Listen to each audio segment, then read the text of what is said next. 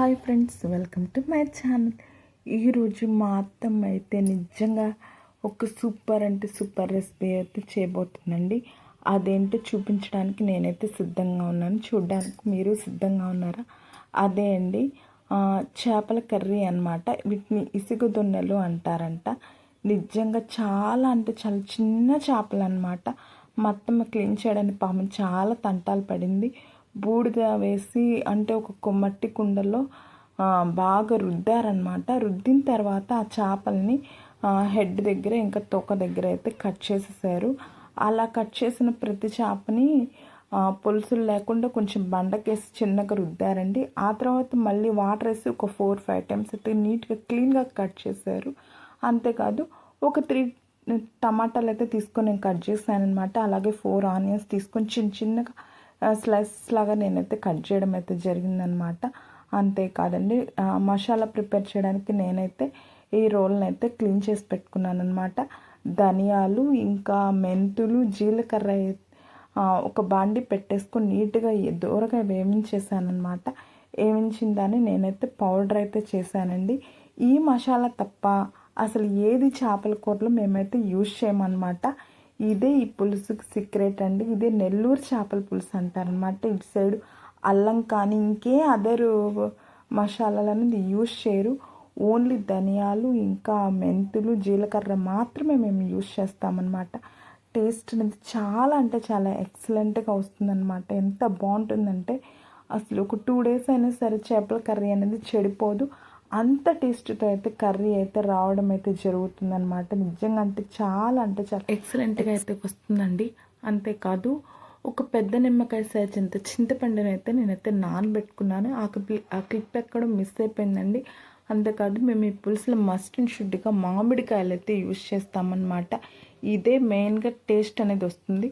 మా అత్తమ్మ వచ్చేసి చింతపండు పులుసులో అన్నమాట పులుసు అనేది చిక్కగా తీసి పెట్టుకున్నారు. అందులో మేము కట్ చేసిన ఆనియన్స్ ఇంకా టమాటాలు అయితే సగం అయితే వేశారు. ఉప్పు 1 టేబుల్ స్పూన్ ఉప్పు అండి, 2 టేబుల్ స్పూన్ కారం, ఇంకా పసుపు అయితే వేశారు. అందులోనే కరివేపాకు కూడా వేసి చింతపండులోని రసం అంతా ఇంకా టమాటాల్లో ఉన్న రసం, ఆనియన్స్లో ఉన్న రసం మొత్తం మిక్స్ అయ్యేలా బాగా చేత్తో అనేది బాగా కలిపారనమాట. గుజ్జులాగా అయిపోయేలా చేత్తో అయితే బాగా కలిపారనమాట. బాగా కలిపి ఆ రసాన్ని బాగా గట్టిగా తీసారండి. నిజంగా తీసాక ఒకసారి టేస్ట్ అయితే చూసుకున్నారు. ఉప్పు కారం సరిపోయినాయా లేదా, పులుపు అనేది ఎలా ఉందనేది మొత్తం అయితే బాగా చూసుకున్నారండి.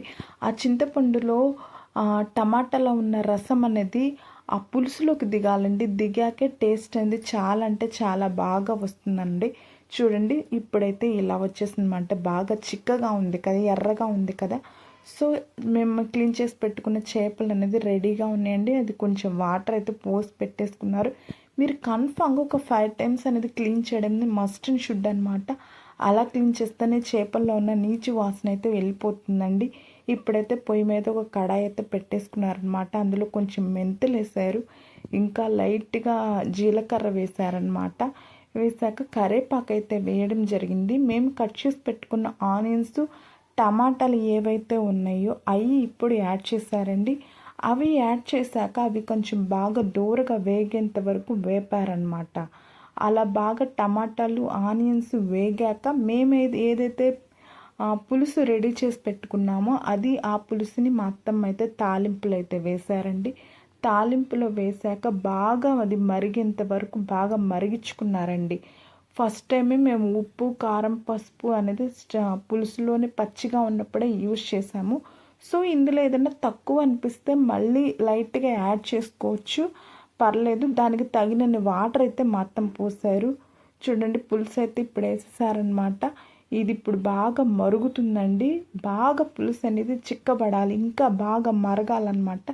అప్పుడే టేస్ట్ అనేది కన్ఫామ్గా బాగా వస్తుంది. చూడడానికి పులుసు కూడా చూడండి చాలా అంటే చాలా బాగుంది. మా అత్తమ్మ అయితే కొంచెం వాటర్ అయితే యాడ్ చేశారు. 1 గ్లాస్ అయితే వాటర్ యాడ్ చేశారండి. పులుసు ముక్కు పెట్టకముందు ఒకసారి తిప్పేసుకోవాలన్నమాట. తిప్పేసుకుంటేనే పులుసు అనేది అన్నీ కలిసి తాలింపులో అన్నీ కలిసి బాగా గ్రేవీగా వస్తుంది. స్మెల్ అనేది చాలా అంటే చాలా బాగుందండి. పులుసు మరిగేటప్పుడే నిజంగా ఆ చేపల కర్రీ ఫ్లేవర్ అనేది బాగా తెలుస్తుంది. పులుసు చూసారా బాగా మరిగింది. ఇప్పుడైతే మా అత్తమ్మ ఏ చేపలు అయితే క్లీన్ చేసి పెట్టుకున్నారో అవైతే పులుసులో అయితే యాడ్ చేయడం అయితే జరిగిందండి. ఎప్పుడైనా చేప ముక్కలు పులుసులో వేశాక గెంట్ అనేది పెట్టకూడదు. మా అత్తమ్మ అయితే వేశాక గెంట్ ఒకసారి పెట్టి ఆ చేపలు మునిగేలా లైట్గా పులుసు అనేది ఆ చేపల మీద వేయడం అయితే జరిగిందండి. ఒకసారి మీరు వీడియోని క్లియర్ కట్గా చూడండి. చేపలు వేసాక పులుసులో ఎప్పుడు మీరు గెంట్ అనేది పెట్టద్దు. అంతే, ఇది చిన్న చేపలు కాబట్టి ఖచ్చితంగా పులుసులో విరిగిపోతాయి, అంత టేస్ట్ అనిపించదు. లైట్గా మొత్తం కొంచెం అంటే నేను స్పీడ్గా పెట్టాను వీడియో, టైం లెంత్ ఎక్కువైపోతుంది. లైట్గా మాత్రం మొత్తం కదిపారనమాట. ఆ తర్వాత మామిడికాయ ముక్కలు అయితే వేసారండి. ఈ మామిడికాయ మీరు అనుకుంటారేమో ఆల్రెడీ మీరు టమాటా చింతపండు వేసారు, మళ్ళీ మామిడికాయ వేయడం వల్ల పుల్లగా ఉంటుందని. అస్సలు ఉండదండి. దానికి సీక్రెట్ ఈ మసాలా అనమాట. ఈ మసాలా వేయడం వల్ల అన్నీ సమపాళల్లో సరిపోతాయి అన్నమాట. నిజంగా చాలా అంటే చాలా టేస్ట్గా వస్తుందండి, ఎక్సలెంట్గా ఉంటుంది. ఇప్పుడు మూత అయితే పెట్టేసి ఒక 10 మినిట్స్ అయితే మేమైతే బాగా లో ఫ్లేమ్లో పెట్టి బాగా పులుసు అయితే మరిగించడం అనేది జరిగిందండి. చాలా అంటే చాలా టెంప్టీగా ఉంది కదా. ఆయిల్ అనేది పైకి వచ్చేసేయాలన్నమాట. అప్పుడే ముక్కలకి పులుసు అనేది పట్టినట్టు మనకు అర్థమవుతుంది. సో ఈ చేపల ముక్క చూడండి ఎంత బాగా ఉడికిందో. చాలా అంటే చాలా బాగా ఉడికింది కదా. సో తింటుంటే నిజంగా చాలా అంటే చాలా బాగుందన్నమాట. సూపర్గా ఉంది టేస్ట్. నాకైతే చాలా బాగా నచ్చేస్తుందండి. మా వీడియో కనుక మీకు నచ్చి ఉంటే ఖచ్చితంగా లైక్ చేసి ఇంకా షేర్ అయితే చేయండి ఫ్రెండ్స్.